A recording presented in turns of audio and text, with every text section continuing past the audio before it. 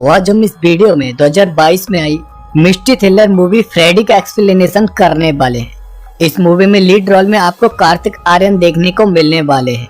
Movie की story में एक डेंटिस्ट डॉक्टर कुछ साइकोटिक बिहेवियर करने लगता है और वो एक मर्डर में इन्वॉल्व हो जाता है। अब वो ऐसा क्यों करता है और कैसे वो उस मर्डर से बाहर आ पाता है, जानने के लिए इस वीडियो को लास्ट तक जरूर देखें।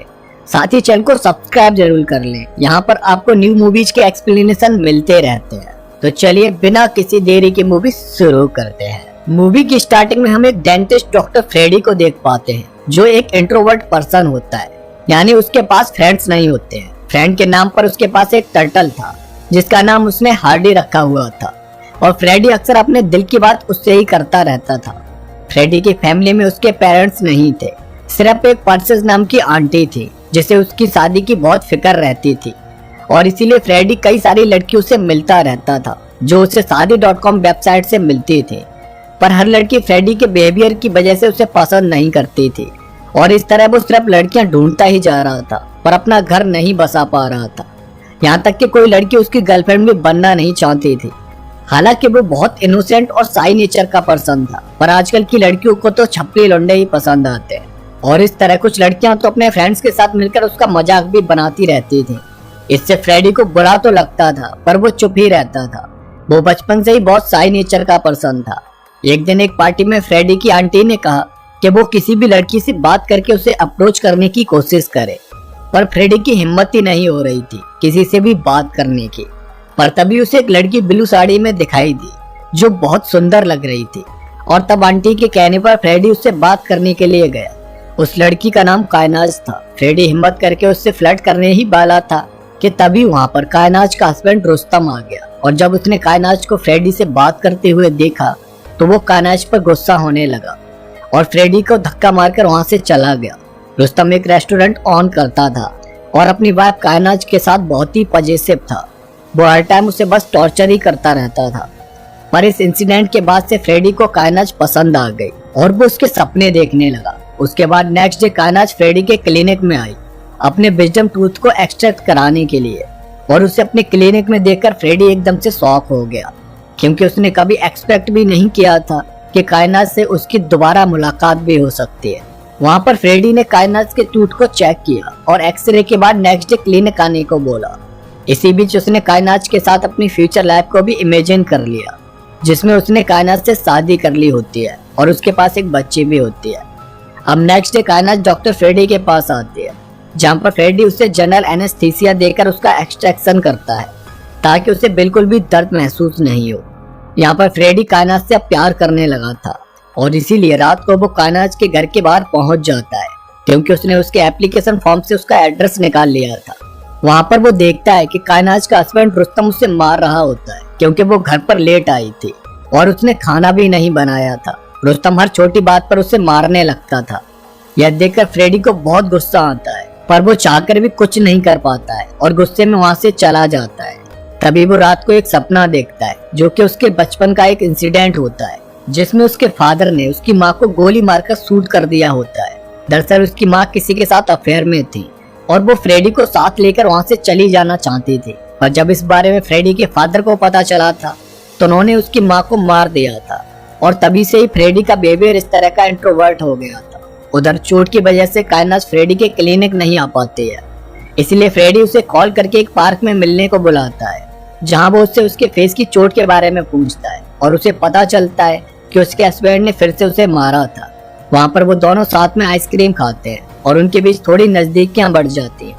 अब फ्रेडी अपना लुक चेंज करके कायनाज से मिलने लगता है और वो अपनी आंटी को भी कायनाज के बारे में बता देता है। अब इस तरह उनकी नजदीकियां और ज्यादा बढ़ने लगती है और एक दिन वो दोनों सिनेमा हॉल में एक दूसरे को किस भी करते हैं, जिसके बाद से कायनाज फ्रेडी की कॉल उठाना बंद कर देती है। कई दिनों तक जब कायनाज से फ्रेडी की बात नहीं हो पाती है तो वो कायनाज के घर पहुंच जाता है, जहाँ पर जब वो कायनाज को देखता है तो उसके पूरे फेस पर चोट के निशान बने हुए होते हैं, यानी उसके हस्बैंड ने उसे बहुत ही बुरी तरह से मारा था। यह देखकर फ्रेडी को बहुत बुरा लगता है और वो कायनाज से शादी करने के बारे में पूछने लगता है, पर कायनाज कहती है कि वो ऑलरेडी मैरिड है और जब तक वो सिंगल नहीं होती तब तक वो उससे शादी नहीं कर सकती है। इसलिए फ्रेडी अब रुस्तम को रास्ते से हटाने के बारे में सोच लेता है, पर जब वो इस बारे में कायनाज को बताता है तो वो डर की वजह से मना करने लगती है। तब फ्रेडी उसे यकीन दिलाता है कि वो उसे कोई भी प्रॉब्लम में नहीं आने देगा, वो खुद ही रुस्तम को मारेगा। और फिर नेक्स्ट इवनिंग जब रुस्तम वॉक पर निकलता है तो फ्रेडी उसे अपनी कार से कुचल देता है और उस टाइम पर वहां पर कोई भी नहीं होता है, इसीलिए फ्रेडी को उस एक्सीडेंट को करते हुए कोई देख भी नहीं पाता है। इस एक्सीडेंट के बाद फ्रेडी कुछ दिनों के लिए अपने फार्म हाउस चला जाता है और पुलिस को लगता है कि रुस्तम की मौत एक हिट एंड रन केस में हुई है, पर फिर भी पुलिस उसके मर्डर को आगे इन्वेस्टिगेट करने में लगी होती है। फ्रेडी अब बहुत खुश होता है कि रुस्तम के जाने के बाद अब तो कायनात उसकी है और वो उसके साथ शादी करके हैप्पी लाइफ जी पाएगा, पर ऐसा होता नहीं है। जब फ्रेडी इसी खुशी के साथ कायनात के घर पर आता है तो वो वहाँ पर अपने बॉयफ्रेंड रेमंड के साथ मजे कर रही होती है और वो फ्रेडी को वहाँ से जाने के लिए बोल देती है।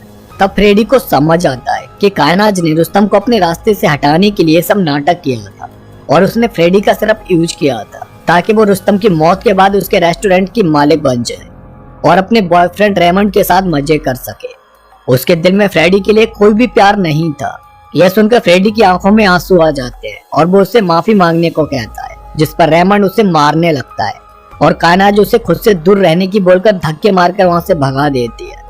इसके बाद से फ्रेडी बहुत टूट जाता है और घर आकर रोने लगता है। वो कायनात से रिलेटेड सारी निशानियों को जला देता है और उससे बदला लेने के बारे में सोचता है, जिसके लिए वो गुस्से में कायनात के रेस्टोरेंट में जाता है और वहां पर बैठकर कायनात को घूरने लगता है। तभी वहां पर रेमंड आ जाता है और वो फ्रेडी को अपने फोन में वो सारे फोटोज दिखाता है जिससे उसने चुपके से लिए थे। उन फोटोज में फ्रेडी कायनात के घर के बाहर स्टॉकिंग करते हुए दिख रहा था। रेमंड फ्रेडी को थ्रेट करता है कि अगर उसने उन्हें परेशान करना नहीं छोड़ा तो वो इन फोटोज को पुलिस को दे देगा और उन्हें बता देगा कि रुस्तम का मर्डर उसने ही किया है। अब ये बात सुनकर फ्रेडी उस टाइम तो वहां से चला जाता है और वो अपनी इस ह्यूमिलिएशन का बदला लेने के लिए प्लान बनाना शुरू कर देता है, जिसके लिए वो कायनात के घर की डुप्लीकेट कीज बनाकर उसके घर के अंदर घुस जाता है और वहां पर उसके खाने में नींद की दवा मिला देता है। साथ ही वो कायनात के फेस वॉश में डिस्टिल वाटर मिला देता है, क्योंकि उसे पता था कि कायनात को डिस्टिल वाटर से एलर्जी हो जाती है और उस फेस वॉश को यूज करने के बाद रात को कायनात के फेस पर एलर्जी हो जाती है और उस खाने को खाने से वो दोनों बेहोशी की हालत में सो जाते हैं। तभी वहां पर फ्रेडी आ जाता है और रेमंड के फोन से अपने सारे फोटोज को डिलीट कर देता है। साथ ही वो कायनात के फोन से खुद को एक मैसेज भेजता है। उसके बाद वहां से जाने से पहले वो रेमंड के गाल पर कई सारे थप्पड़ रसीद कर देता है। अब जब मॉर्निंग में कायनात उठकर अपने फेस को मिरर में देखती है तो वो चिल्लाने लगती है, क्योंकि उसके पूरे फेस पर एक अजीब सी एलर्जी हो गई थी। वो रेमंड से जल्दी से हॉस्पिटल चलने को कहती है और जैसे ही रेमंड अपनी कार से हॉस्पिटल जा रहा होता है, रास्ते में उसकी कार के ब्रेक काम करना बंद कर देते हैं, क्योंकि फ्रेडी ने रात उसकी कार के ब्रेक्स को फेल कर दिया था। अब इसकी वजह से उनका एक्सीडेंट हो जाता है, पर उनके चोट तो नहीं आती है। उसके कुछ दिनों बाद कायनात को पता चलता है कि फूड सेफ्टी अथॉरिटी उसके रेस्टोरेंट को बंद कर रहे हैं, क्योंकि कल किसी कस्टमर के खाने में छिपकली निकली थी और उसने उस खाने को ऑनलाइन पोस्ट कर दिया था, जिससे वो वायरल हो गया था और उसकी वजह से अब उनका रेस्टोरेंट बंद होने वाला था। यह सब सुनकर वो दोनों अपने रेस्टोरेंट आते हैं और उसी बीच फ्रेडी उनके घर पर आकर रेमंड के लैपटॉप से उसकी और कायनात की एक हॉट पिक को फेसबुक पर पोस्ट कर देता है, जिसकी वजह से अब कायनात और ज्यादा इंसल्टेड हो जाती है और वो समझ जाती है कि ये सब फ्रेडी ही उससे बदला लेने के लिए कर रहा है। इसलिए वो रेमंड के साथ फ्रेडी के घर पर आती है और वहाँ पर रेमंड फ्रेडी को बहुत बुरी तरह से मारता है, पर तभी वहाँ पर पुलिस आ जाती है और ये सब फ्रेडी का ही प्लान का एक हिस्सा था। वहाँ पर कायनात पुलिस को बताती है कि फ्रेडी ने उसके हस्बैंड को मारा है, क्योंकि वो उसे पाना चाहता था। उसके पास इस बात का प्रूफ भी है। और जब रेमंड अपने फोन में फ्रेडी के फोटोज देखता है तो वो वहाँ पर नहीं होते हैं और पुलिस कायनात की बातों पर यकीन नहीं करती है, बल्कि वो फ्रेडी से कहती है कि अगर ये लोग दोबारा उसे परेशान करें तो वो पुलिस को कॉल कर सकता है। एक तरह से फ्रेडी ने पुलिस की हमदर्दी को यहाँ पर पा लिया था।